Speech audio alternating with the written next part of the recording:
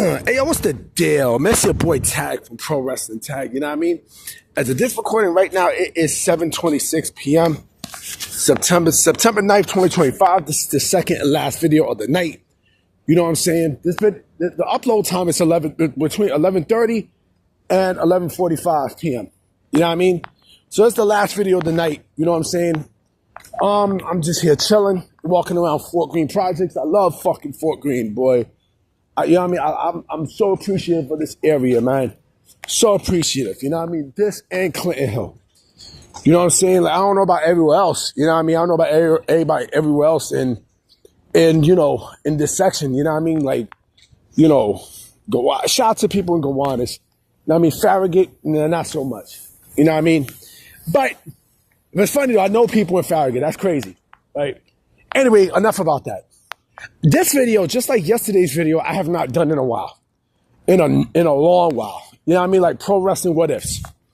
Right? And this one should be very, very interesting because remember when Sting debuted back in 2014? You know what I mean? He can't, we knew he was coming in. You know what I mean? Like he dropped the cryptic video that year. First he left TNA, right? Then he dropped a cryptic video that was under WWE's, that was in WWE's YouTube channel, about, not cryptic, but he dropped a video about the Ultimate Warrior, you know what I mean? And then, they released the action figure and he was there as part of the, surprise, a surprise, he made a surprise as part of the WWE, Toyline convention. You know what I mean? He was there. You know what I mean? People were hyped. You know what I'm saying? So you knew evidently he was going to make his debut. And mind you, also don't forget WWE 2K14. 14 or 15. You know what I mean? He was there. You know what I'm saying? And so you knew there was a matter of time that he was going to make his debut, right? And of course, that Survivor Series in 2014, you know what I mean? The longer-awaited debut of Sting, right, in WWE, right? I ain't gonna front, I marked the fuck out. You know what I mean? I clearly marked the fuck out because I knew this had to happen. This clearly had to happen, right? But of course, his debut really didn't go according to plan how the fans wanted because, yes, even though he did finally make his debut in the WWE, he fought Triple H, right? And, yeah, he lost. All right, fuck it. Right? And it was supposed to have been, remember, 2 years prior, it was supposed to have been him and 3 years prior, it was supposed to have been him and The Undertaker. Right? Now, here's the thing, right? What if, both Sting and Taker faced each other at Mania? Right? What if? Let's dissect, okay? Let's dissect. So, first and foremost, they both had, they were both up in age. You know what I mean? Like they were both, but there's a difference though. Sting was, I think, 55 when he made his debut in WWE. Remember, your age ain't nothing but a number, right? He was in great shape. And he, that match with him and Triple H, it proved that, he can still work. I mean, he can still work without a shadow of a doubt, right? So, compared him to The Undertaker, it honestly wouldn't have made sense unless there was a stipulation, because I think with Taker, there were clearly limitations, without a shadow of a doubt.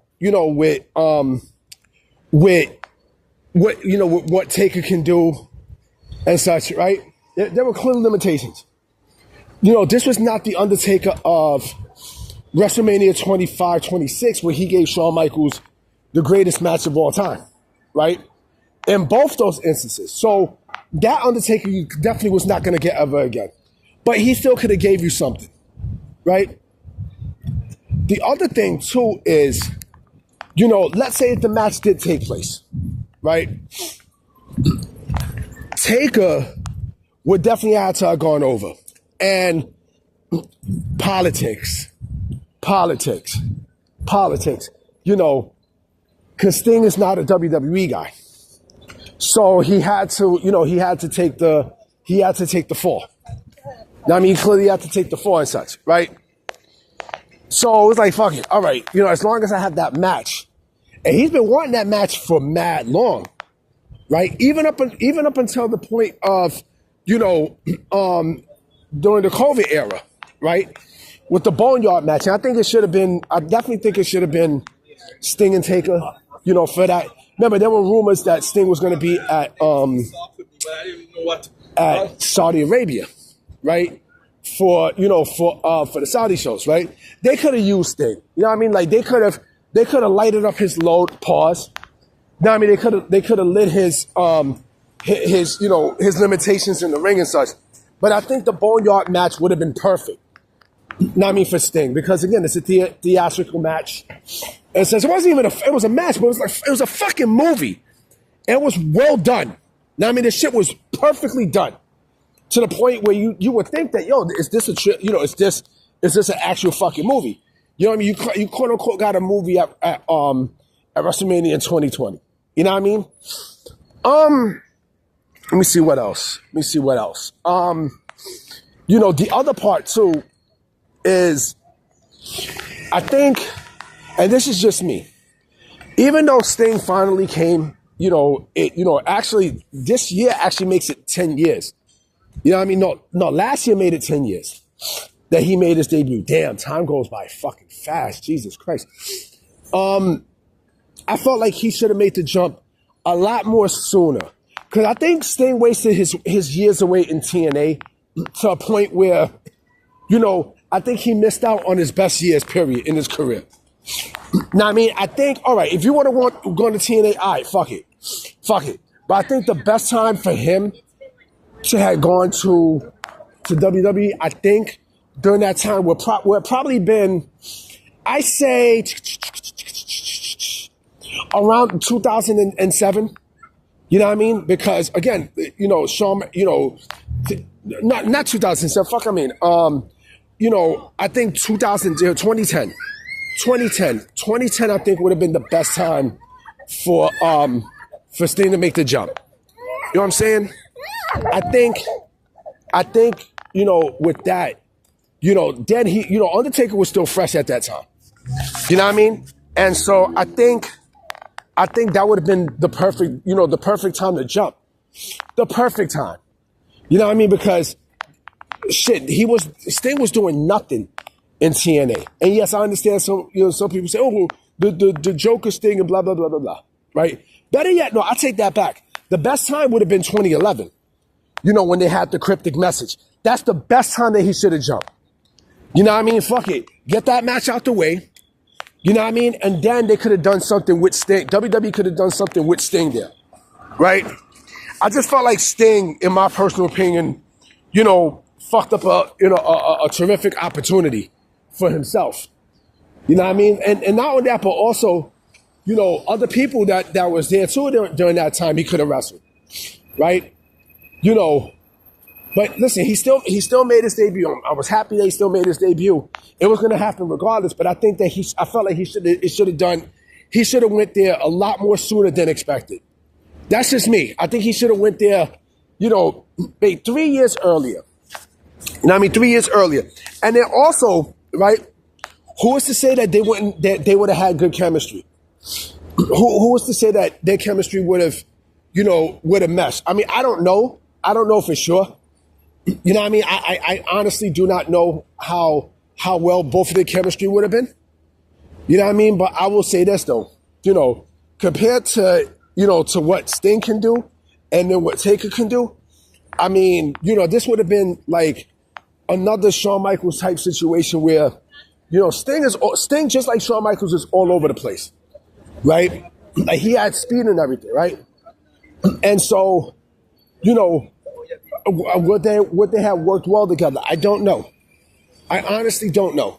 I mean, I don't know if they would have, if they would have clicked and such, so, and now in retrospect, maybe the best time was not around the 2014, 2015 part of the year, for that match to take place, right? And even Taker was like, I don't know if that match would have been that match would have been good because Taker was not in. You got to think about this, right? Something changed in Taker where after that match with Brock, when he lost the streak, right? He got concussed and everything. Something changed. Something changed with Taker. You know what I mean? Like something changed with him to the point where, you know, it was kind of hard to see him wrestle. Actually, there was no purpose for him to even continue, but he still wrestled.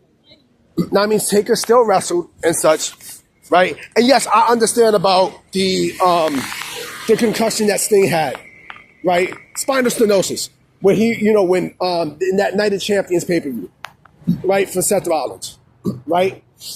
So, you know, the stars couldn't align because there were so many things that happened where it's like, I don't know, B. I don't know. I don't know what happens. I don't know what happens. If that buckle bomb didn't happen, would a match take place? I don't know. Nobody knows. Nobody fucking knows. Vince didn't want to see the match.